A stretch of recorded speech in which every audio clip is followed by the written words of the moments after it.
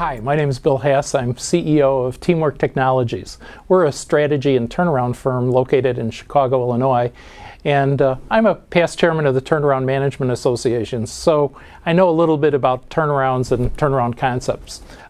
First of all, I'd like you to understand the 5 stages of a turnaround and how they relate to value building. Second, the importance of knowing and understanding your cash flow in terms of short-term for survival and long-term for value. If you don't understand short-term cash flow, you won't get to the long-term. So both are critical, but both have to be looked at. And when we talk about value building, we really talk about long-term cash flow. And again, a simple way to remember how to build cash and value, think about strategy to cash to value. It's not a simple concept, but something easy to remember. Anyway, first of all, let's talk about the 5 stages of a turnaround. I'm going to only have time to really cover the first 2 in depth, but the 3rd and 4th one are really critical for value building as well. First of all, analyze the situation. You have to identify the core business, the products and customers that produce value. Cash flow is only the result. As a result of those products and customers and business model, you basically have to identify the sources and uses of cash. The tool for doing that on a short-term basis is something called the 13-week cash flow. On a longer-term basis, we're talking about understanding your cash flows out 3 to 5 years. Yes, it's difficult, but something that builds communication and is important to do. And again, in terms of distress, if you have negative cash flow, you got to stop the bleeding. Those are the critical stages for survival. But the 3rd and 4th stages, basically change management and restructure the business, are necessary for long-term value building as well. Anyway, where do I come from? I have over 30 years of experience, and through 1,000 pages of books that we've written trying to communicate the value of value building. Anyway, the latest book, The Private Equity Edge, is really based on showing how private equity does a little bit better job than most public companies because they think of long-term cash flow and value building. It's not quarter-to-quarter results. Our earlier book, based on strategy, risk assessment, and renewal, was written for boards to really help them understand how to create value and think about strategy to cash to value. Anyway, companies of all kinds can create value. They have to set cash flow and value-oriented goals. They have to provide the right incentives that promote value. They have to have the government structure to make that happen. And they have to report with the right metrics along the way.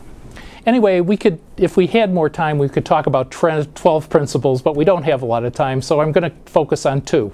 Dig deeper, act sooner on cash flow and value. Now, I'm going to use 3 or 4 concepts or principles to talk about that. 1, you have to understand the customer, product, and SBU, the business model that drives cash flow. Cash flow is the result. You have to involve people. People are the mechanism to make things happen. You have to hold people accountable. And you have to communicate in terms of cash flow and drivers. And again, the soft stuff is really more important in many cases, and that's involving all the other parts of the 12, but again, communicating thoroughly is really critical. Okay, first of all, understand your cash flows. Short term, think about weekly receipts and disbursements, the old lemonade stand. Anyway, get everyone involved to understand by line item the sources and uses of cash. Create and manage for a positive cash flow. Without everybody focusing on cash flow, it sometimes gets forgotten. On a long-term basis, make decisions where to invest and where to disinvest in your business based on a cash flow producing a return on capital. You have to cut the losers and you have to grow cash flow winners. And again, finding out which ones do that is critical part of the analysis. You have to compute and understand alternative scenarios because nobody understands the future. The only way to do it is go use tools like discounted cash flow and look at many scenarios. Anyway, the mnemonic I talked about is manage strategy to cash to value. That means really evaluating alternative strategies in terms of the short-term and long-term cash impact and the cost of capital. Kill and adjust those strategies that don't produce value and know the difference between a good strategy, great management, and luck. Unfortunately, people think about strategy and management as together type things, but you really have to have a good strategy and good management and a little luck to really produce great returns.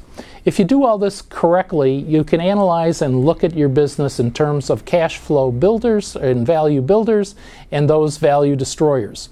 Even profitable businesses that don't earn their cost of capital are value destroyers. So think about your business in terms of product lines or customers, those that add value and those that take away value.